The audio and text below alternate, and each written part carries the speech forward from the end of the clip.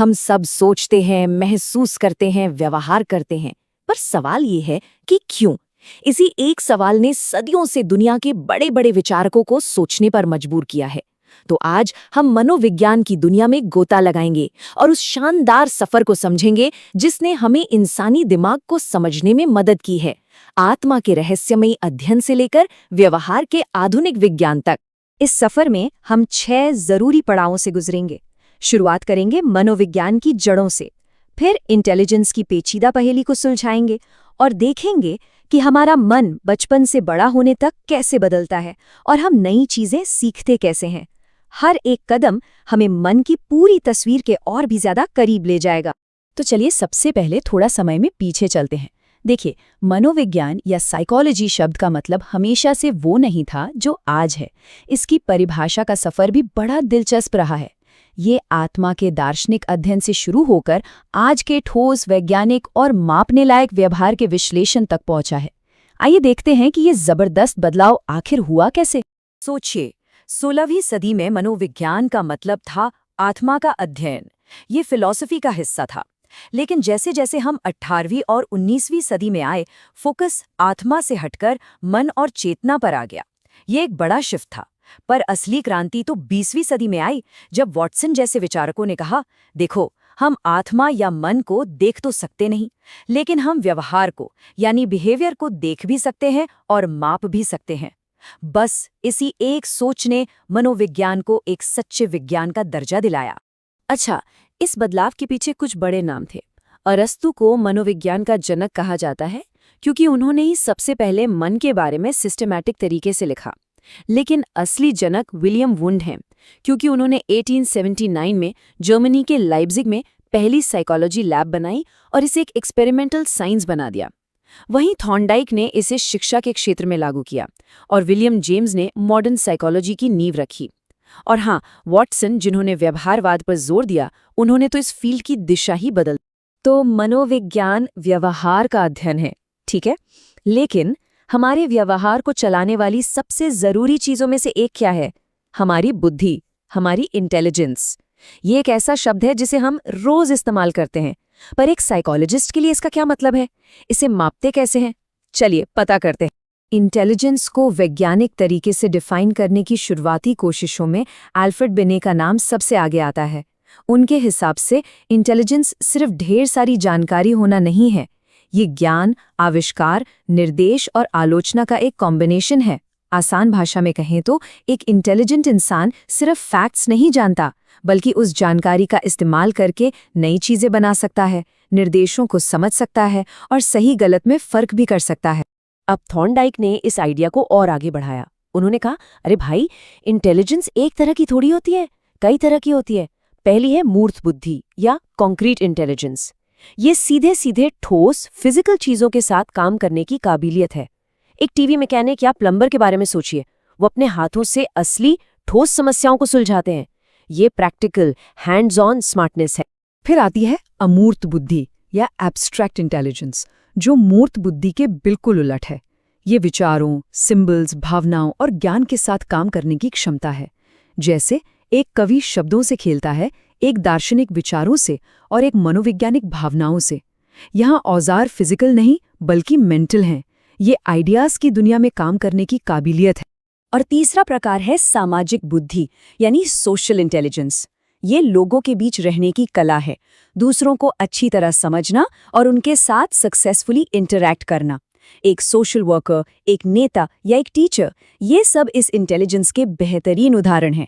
ये लोगों के इरादों को पढ़ने और सोशल माहौल को नेविगेट करने की क्षमता है।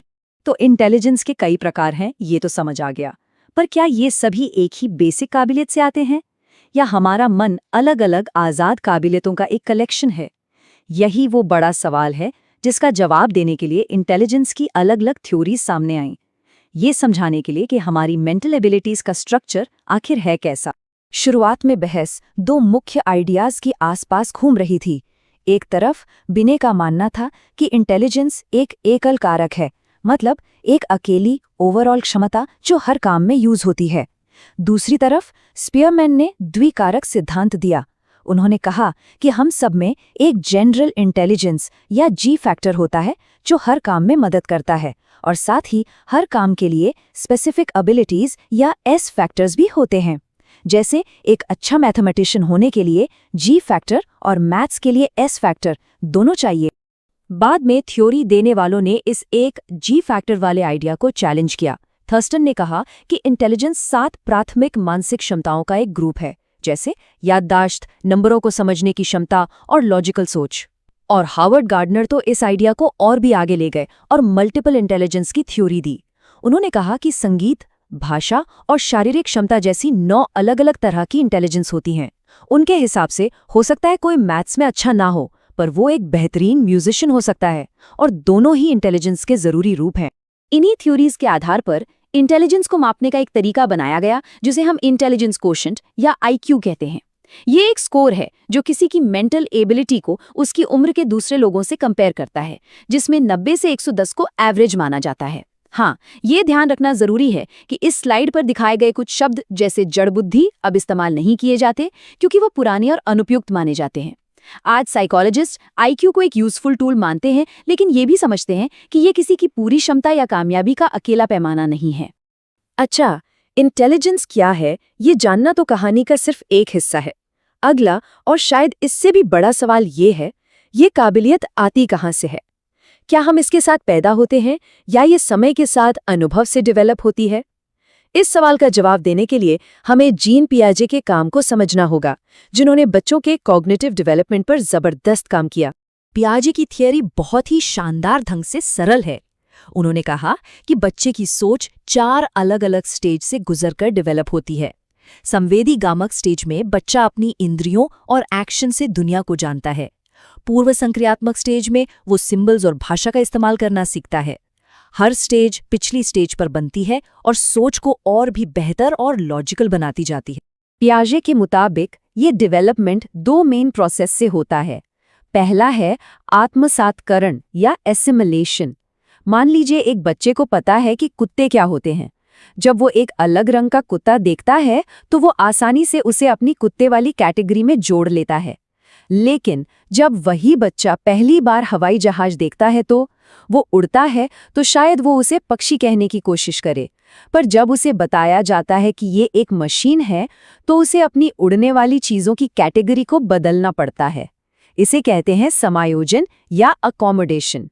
इन्हीं 2 प्रोसेस से हमारा ज्ञान लगातार बढ़ता और बदलता रहता है। पियाजे के डेवलपमेंट के स्टेजेस से ही प्रेरणा लेकर लॉरेंस कोलबर्ग ने मॉरल डेवलपमेंट की एक थ्योरी बनाई। उन्होंने तर्क दिया कि हमारी सही और गलत की समझ भी स्टेज में डेवलप होती है। पूर्व परंपरागत लेवल पर एक बच्चा सजा से बचने या इनाम पाने के लिए नियम मानता है। परंपरागत लेवल पर हम समाज में व्यवस्था बनाए रखने के लिए नियमों को मानते हैं, और आखिर में उत्तर परंपरागत लेवल पर हम यूनिवर्सल नैतिक सिद्धांतों के आधार पर फैसले लेते हैं, भले ही वो कानून के खिलाफ क्यों ना हो। ये खुद के फायदे से लेकर सबकी भलाई तक की एक यात्रा है। देखिए, डेवलपमेंट और सीखना एक ही सिक्के के 2 पहलू हैं।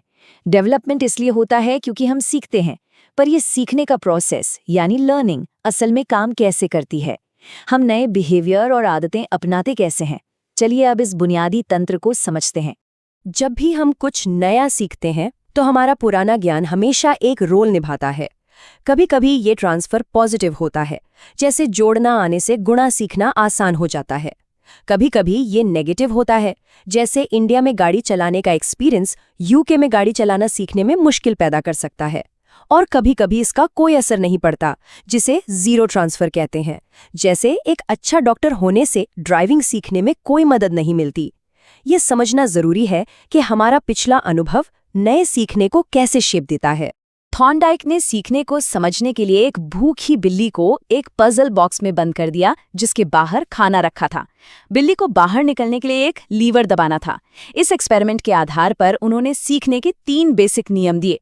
पहला, तत्परता का नियम, सीखने वाला मेंटली तैयार होना चाहिए। दूसरा, अभ्यास का नियम, जितनी ज्यादा प्रैक्टिस उतनी बेहतर लर्निंग। और सबसे जरूरी, प्रभाव का नियम, अगर किसी बिहेवियर का नतीजा अच्छा होता है, जैसे खाना मिलना, तो वो बिहेवियर मजबूत होता है। ये नियम आज भी एजुकेशन का बेस हैं। यहाँ सीखने के 2 तरीकों में एक बहुत छोटा लेकिन बहुत जरूरी फर्क है। थॉर्नडाइक के लिए एक स्टिम्युलस एक रिस्पॉन्स को जन्म देता है, ये SR थ्योरी है। लेकिन BF स्किनर ने इसे पलट दिया। उनके लिए पहले एक रिस्पॉन्स होता है और फिर एक स्टिम्युलस आता है जो उस रिस्पॉन्स को मजबूत या कमजोर करता है। ये RS थ्योरी है। आसान शब्दों में थॉर्नडाइक व्यवहार के कारण पर फोकस करते हैं, जबकि स्किनर व्यवहार के नतीजे पर। हमने मनोविज्ञान के इतिहास से लेकर इंटेलिजेंस, डेवलपमेंट और सीखने के सिद्धांतों तक एक लंबा सफर तय किया है। अब इन सभी धागों को एक साथ पिरोने का समय आ गया है ताकि हम मन की एक पूरी और साफ तस्वीर बना सकें। तो हमने क्या सीखा? हमने देखा कि कैसे मनोविज्ञान आत्मा के एक एब्स्ट्रैक्ट स्टडी से बिहेवियर के साइंटिफिक एनालिसिस तक पहुंचा। हमने समझा कि इंटेलिजेंस कोई एक चीज नहीं है, बल्कि एक मल्टी डायमेंशनल कॉन्सेप्ट है। हमने ये भी देखा कि हमारा सोचने का और सही गलत को समझने का तरीका तय स्टेज में डेवलप होता है, और ये सब कुछ सीखने के बुनियादी नियमों से चलता है। ये सारे आइडियाज मिलकर ही मॉडर्न साइकोलॉजी की नींव बनाते हैं। पियाजे, स्किनर और थॉर्नडाइक ने एक ऐसी दुनिया की कल्पना भी नहीं की होगी जहां बच्चे टैबलेट पर सीखते हैं और हमारी सोशल लाइफ को एल्गोरिदम शेप देते हैं। ये हमें एक बहुत बड़े सवाल पर लाकर छोड़ देता है। आज इस AI, सोशल मीडिया और 24/7 डिजिटल कनेक्टिविटी के दौर में सीखने, सोचने और विकसित होने का आखिर मतलब क्या है? क्या ये बुनियादी सिद्धांत आज भी उतने ही लागू होते हैं, या हमें इंसानी दिमाग के लिए एक पूरी तरह से नई रूल बुक की जरूरत है? इस पर जरूर सोचिए।